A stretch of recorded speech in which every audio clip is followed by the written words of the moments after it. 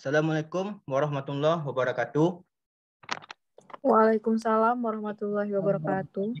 Baiklah, pada hari ini kita akan mempresentasikan hasil dari kelompok 6 yaitu tentang depresi pada lansia.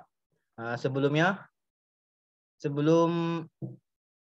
materi akan mempresentasikan hasil diskusi, saya sendiri Waran sebagai moderator. Kemudian pemateri 1 nanti akan disampaikan oleh Yofal. Kemudian yang pemateri kedua akan disampaikan oleh Adelia. Pemateri 3 akan disampaikan oleh Maria. Kemudian pemateri 4 akan disampaikan oleh Tita. Kemudian pemateri yang terakhir yaitu kelima akan disampaikan oleh Saudari Ani. Untuk mempersingkat waktu pada hari ini, baiklah kepada pemateri 1 kami persilakan untuk menyampaikan hasil materinya. Kepada Saudara Yopal kami persilakan. Baik, terima kasih untuk moderator yang sudah memberikan waktunya untuk saya mempresentasikan tentang depresi. Jadi, pertama yaitu tentang depresi, yaitu depresi itu sendiri merupakan kondisi emosional yang biasanya ditandai dengan kesedihan yang amat sangat atau perasaan tidak berarti. Ya, seperti menarik diri, tidak dapat tidur, kehilangan selera, minat, dan aktivitas. Itu menurut Jenner Davidson 2004 dalam Miftahuddin 2016. Selain itu, depresi yang sering dialami oleh lansia tersebut juga menyebabkan gangguan mekanisme coping pada penderitanya. Kebanyakan pada klien lansia yang depresi akan mengalami coping individu yang tidak efektif. Mungkin selanjutnya.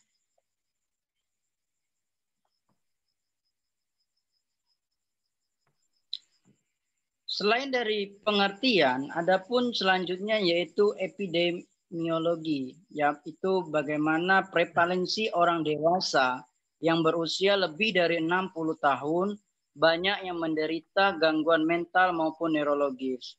Jadi bisa teman-teman ketahui bersama bahwasanya orang-orang lansia itu sering mengalami gangguan mental berupa depresi. Ini tercatat sebesar 6,6% dari total cacat yang dialami oleh lansia berusia lebih dari 60 tahun banyak dikaitkan dengan penyakit mental maupun gangguan neurologis, terutama gangguan neuropsikiatrik. Yang paling umum dari kelompok lansia adalah demensia atau yang sering kita ingat yaitu pikun dan depresi. Selanjutnya mungkin moderator. Nah, penyebab dari depresi ini mungkin cukup kompleks atau sangat luas. Salah satunya ada penyebab yang eksternal maupun internal. Tetapi yang sering kita lihat pertama adalah kombinasi dari keduanya, yaitu eksternal maupun internal. Berat ringannya depresi itu tergantung pada kepribadian mental, kematangan individu, dan progresivitas penyakit fisik, serta tingkat pendidikan yang dialami oleh penderita depresi atau lansia. Sehingga saat ini etiologi depresi itu masih sangat belum diketahui. Tapi terdapat beberapa faktor predisposisi yang telah diketahui yang berkaitan dengan terjadinya depresi. Yang paling utama yaitu faktor genetik.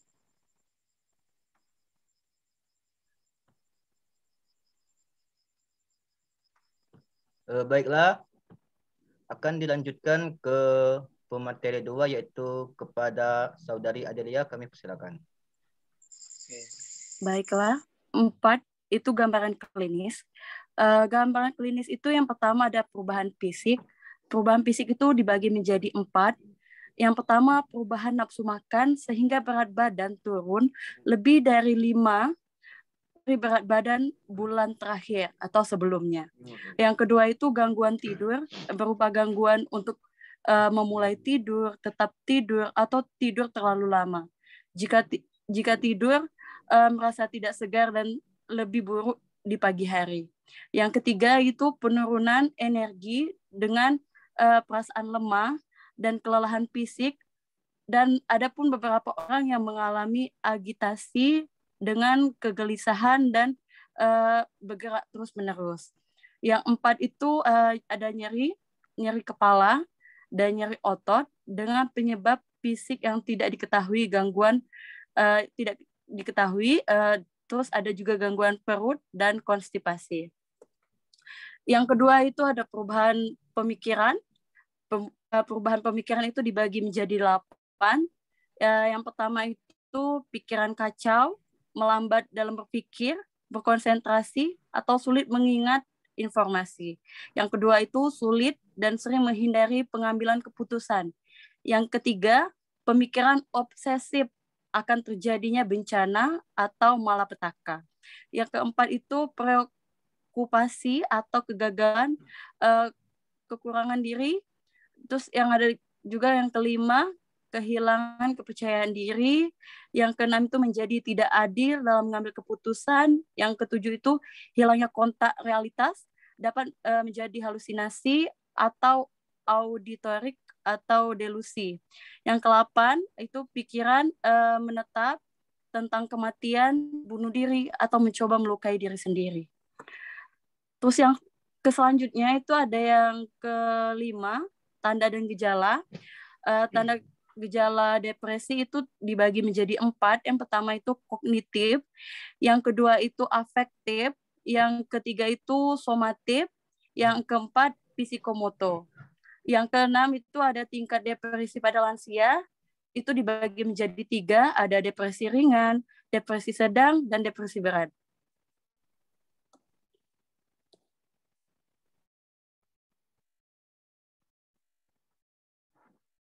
Baiklah. Untuk selanjutnya, pemateri 3 akan disampaikan oleh Saudari Maria. Kepada Saudari Maria, kami persilakan. Baiklah, terima kasih. Selanjutnya, masalah terjadi pada lansia dengan masalah depresi.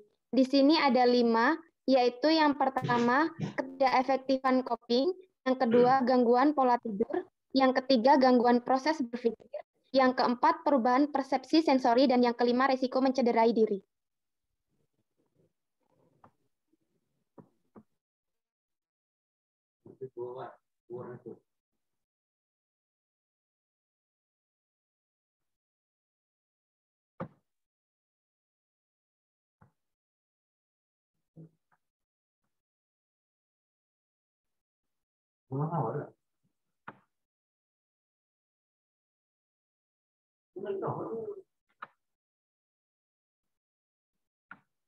Baiklah, pada materi keempat akan disampaikan oleh Saudari Tita. Kepada Tita kami persilakan. Baiklah, terima kasih kepada moderator. Saya akan melanjutkan presentasi yang disampaikan oleh Saudari Maria, yaitu tentang pengkajian.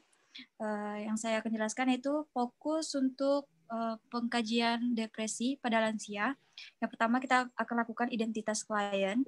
Itu di sana terdiri dari nama, tempat, terus alamat pasien. Untuk struktur keluarga itu kita lihat genogramnya. Di sini kita dapat melihat di dalam keluarga adakah kemungkinan yang diperoleh bahwa generasi pertama berpeluang lebih sering 2-10 kali mengalami depresi berat. Untuk yang ketiga itu ada riwayat penyakit klien. Di sini kita harus kaji ulang riwayat klien. Dalam mengkaji adanya depresi ini, singkirkan pertanyaan yang memungkinkan depresi pada saat wawancara dengan melakukan screening yang tepat, seperti Geriatric Depression Scale. Terus setelah melakukan pengkajian atau wawancara, lakukan observasi langsung terhadap pasien, yaitu lihat perilaku, afek, ataupun respon kognitif pada pasien.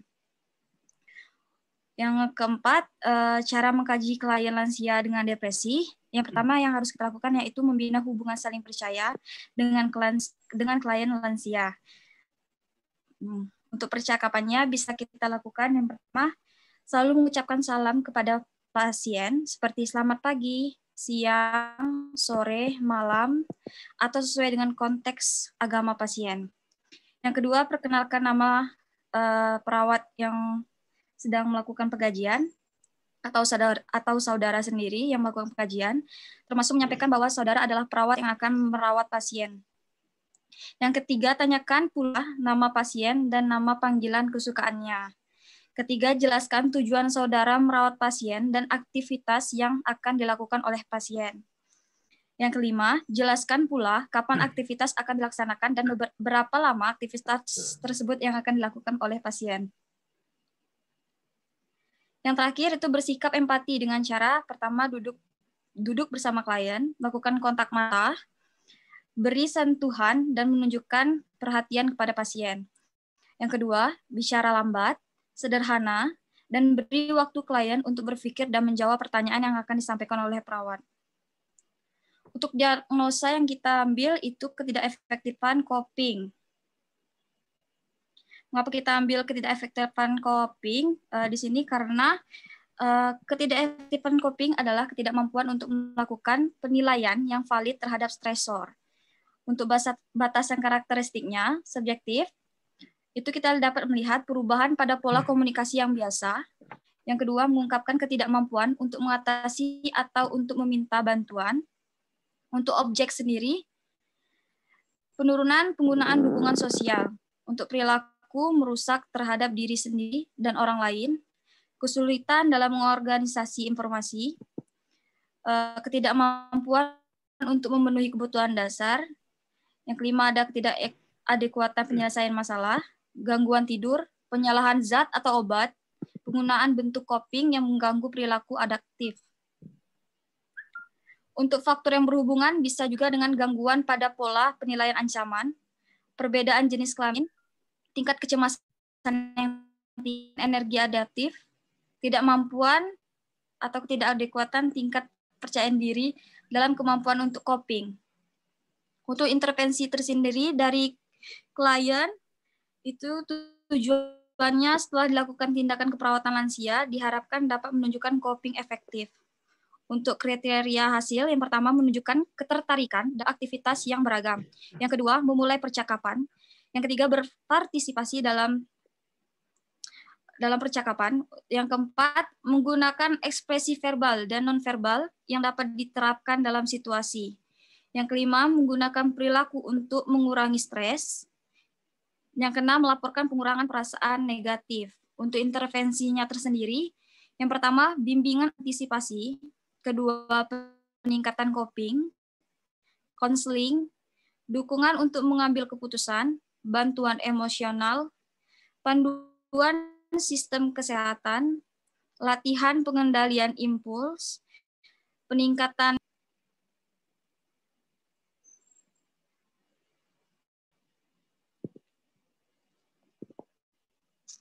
Baiklah, saya kembalikan kepada moderator. Ya, baiklah. Kemudian ke pemateri kelima, itu pemateri terakhir kepada Saudari Ani. Kami persilakan. Baiklah, terima kasih kepada moderator. Di sini saya akan melanjutkan dari presentasi Saudari Tita tadi. Selanjutnya itu ada implementasi keperawatan, di mana implementasi keperawatan pada pasien yang depresi itu merupakan serangkaian kegiatan yang dilakukan oleh kita sebagai perawat untuk membantu klien yang sedang menghadapi depresi tersebut menyelesaikan masalahnya. Di mana masalahnya di sini adalah pasien yang sakit menderita depresi. Sehingga kita berikan implementasi untuk menjadikan pasien tersebut sehat dan lebih baik dari sebelumnya, yang menggambarkan kriteria hasil yang diharapkan oleh perawat dan oleh pasien tersebut. Itu menurut POR 14. Selanjutnya, itu ada evaluasi keperawatan, di mana evaluasi keperawatan di sini kita membandingkan efek atau hasil suatu tindakan keperawatan yang kita lakukan pada pasien tersebut dengan normal atau kriteria tujuan yang sudah dibuat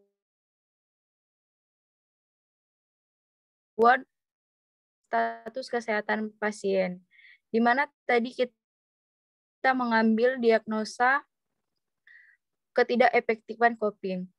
Nah, di sini dievaluasi diharapkan setelah dilakukan semua kegiatan implementasi keperawatan, diharapkan pasien mengalami pembaikan kesehatan, di mana pasien tingkat depresinya tersebut dapat menurun.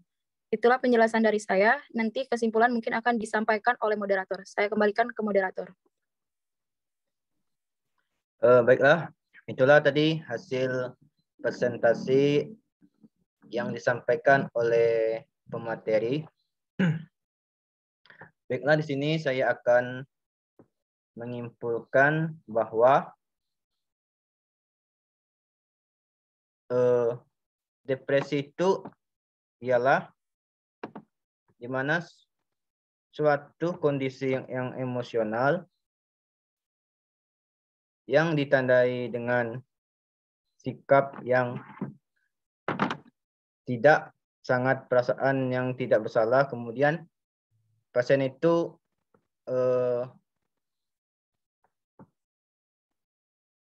terbilang pada pasien lansia itu emosionalnya sangat merendah.